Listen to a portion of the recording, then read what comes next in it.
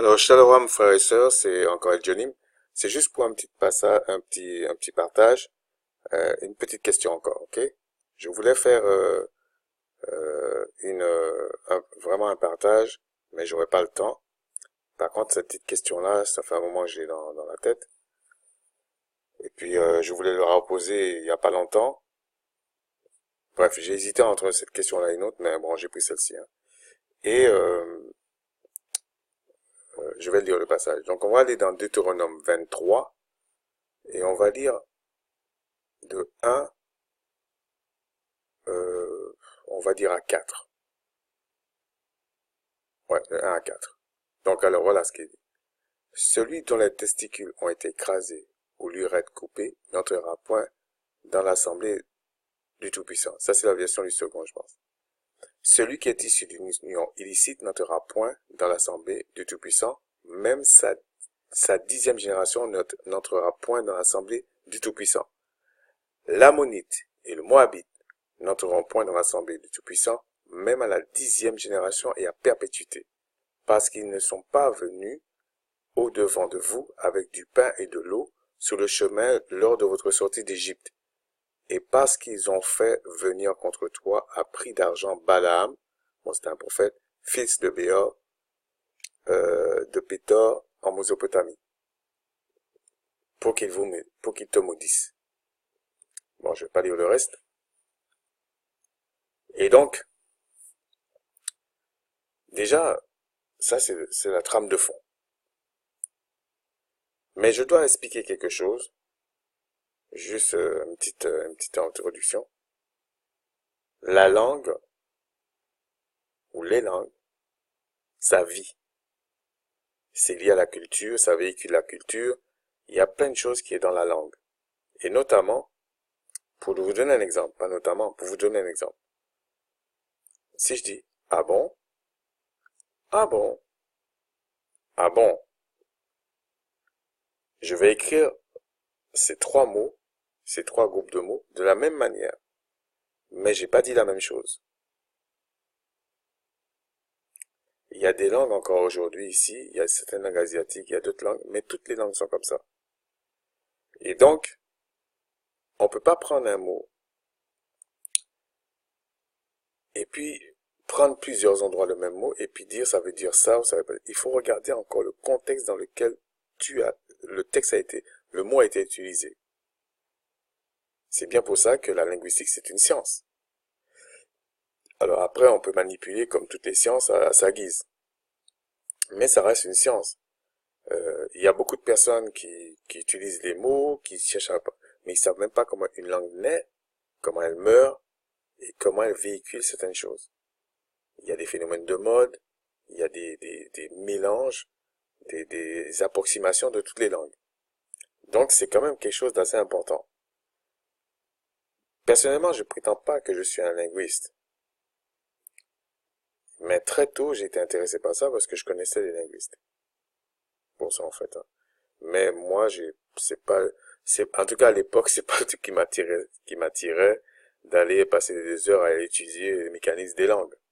Là, aujourd'hui, je vois quand même, c'est assez important parce que il y a des gens qui racontent n'importe quoi et je pense pas, à des gens du net, hein. Non, non, non, je parle de tous les jours. Et, et il n'y a pas que ça, mais avec les mots, tu peux manipuler facilement quelqu'un. Il suffit de savoir comment tu les places et tout ça. Et je connaissais quelqu'un qui avait fait une vidéo comme ça d'1 heure. Bon, il y a quelques années déjà, je pense, ouais. Il y a quelques années. Je pense, oui, ça fait au moins 3 4 ans que j'avais vu cette vidéo. Et la personne, il voulait expliquer quelque chose. Donc, il a fait la vidéo à peu près d'1 heure, à peu près. Mais en tout cas, c'était assez long. Et puis, il a fait toute sa démonstration. Je disais ça à quelqu'un il y a pas longtemps. Il a fait toute la démonstration. Et les 5 dernières minutes, il a fait, c'est ça. J'ai dit, waouh, il y a des gens courageux.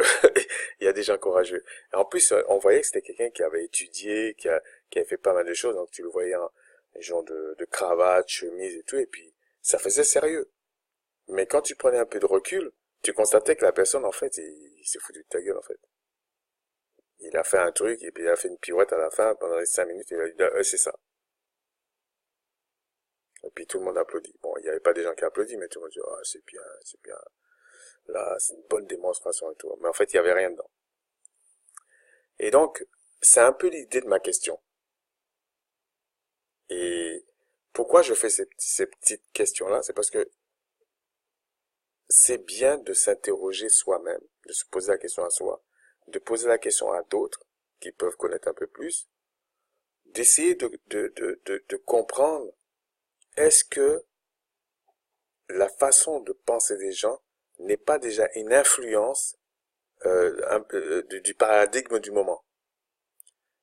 Et même s'ils sortent dedans, ben ça reste quand même ce qui se dit déjà dans le moment. Alors, j'ai regardé quand même euh, quelques quelques petites versions, mais c'est simplement parce que il fallait étayer un petit peu, ok? Alors, c'était quoi cette version? Non, je vais vous donner les versions qui sont un peu plus... Voilà. Vous voyez dans la version que je vous ai pris là, la 8 secondes, le verset, parce qu'il n'y avait pas de numéro de verset. Donc le verset 22-30 de Deutéronome 22-30, il est quand même en dehors du 23. Mais si je prends par exemple la Darby, non, pas la Darby. Si je prends la version Neuchâtel, et il dit, nul ne prendra la femme de son père, etc. Et on constate, dans la version en 8 secondes, c'est le verset 22-30, parce qu'en fait, ils le coupent là où ils veulent, en fait. Donc, si vous regardez maintenant il y avait une autre version qui faisait ça, attendez. La version... Oui, je sais pas c'est quoi cette version-là, mais c'est pareil. Je pense que c'est une Bible catholique. C'est pareil, ils mettent la version, la 22-30 de l'U second, ils le mettent en premier. Celle-ci, non. Maintenant, on va regarder certains changements. Et puis ma question, je vais la poser. Ici, on dit celui qui a les testicules, et puis on prend, je sais pas c'est quoi cette version, la version Darby, elle dit celui qui est eunuque.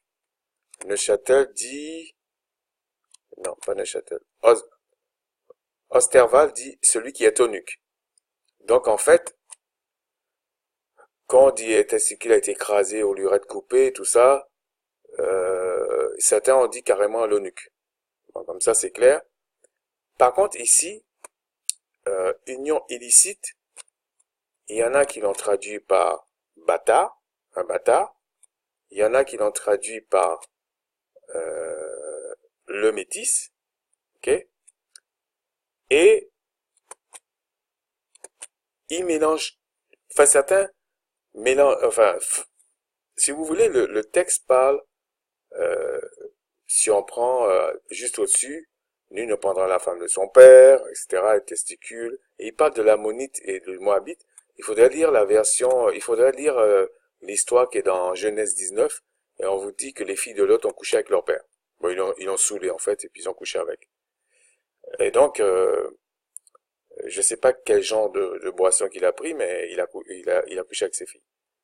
Donc, ici, on voit que ça parle presque des trucs bizarres. Mais déjà, la première question, il y a beaucoup de personnes qui associent euh, ce texte, le verset 2 au verset 3, et qui associent l'idée que euh, euh, une union illicite, c'est la fille de... Les filles, c'est comme un inceste en fait. Ils associent ça direct.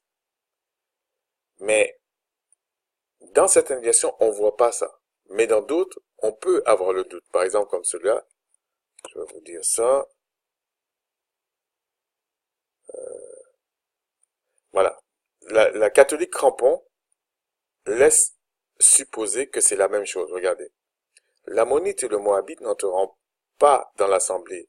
Là, il dit Yahweh, ben, on va dire le Tout-Puissant. Même la 10e génération n'entrera pas dans l'assemblée du Tout-Puissant. Ils n'y entreront jamais parce qu'ils ne sont pas venus. C'est comme si c'est quelque chose qu'on a rajouté.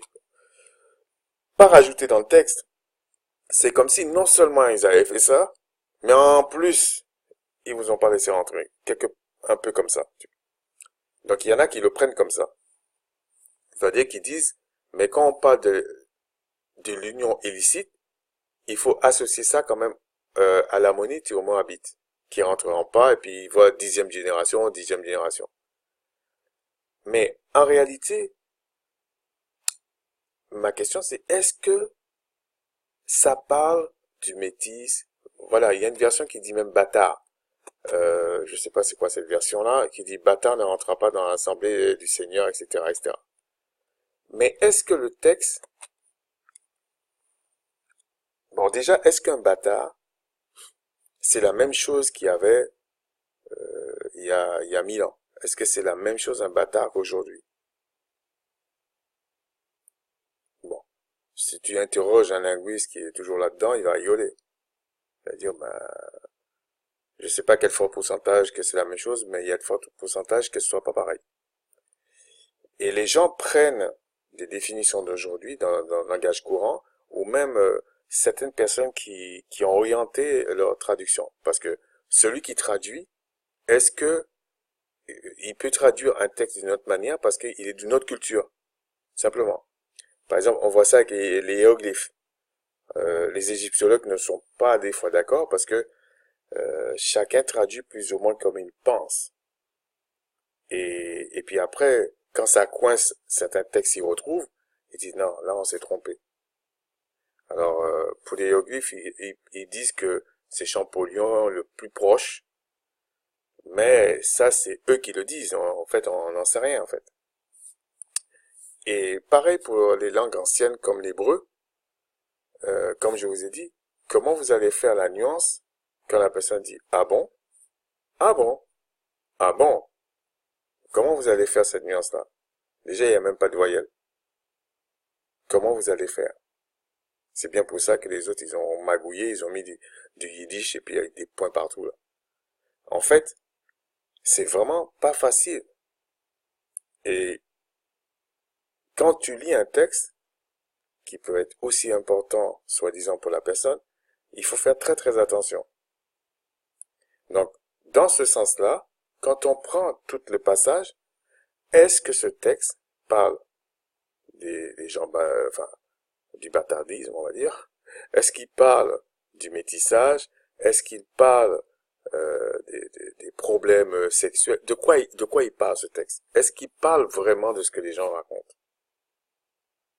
Est-ce qu'il parle vraiment de ce que plusieurs personnes, franchement, c'est pas sur le net, c'est pas né sur le net. La première personne que j'ai vue qui a employé ce passage pour parler du métissage, il faut le dire, hein, c'est la vérité.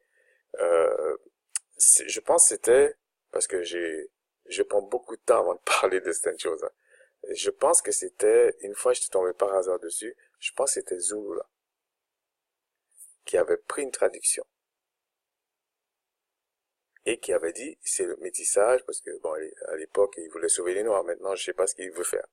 Mais tout ça pour dire que on prend un dictionnaire, on prend des mots, on prend certaines choses, mais est-ce que c'est de ça que ça parle? Même celui qui dit l'ammonite, moabite, et puis il associe tout. Est-ce que le texte parle de ça? Il faut se poser la question. Ou alors, est-ce que le texte parlait de plusieurs choses qui allaient toujours dans le même sens? Alors sur ce, je vous dis Shalom et que le Tout-Puissant vous bénisse, en tout cas ceux qui lui appartiennent.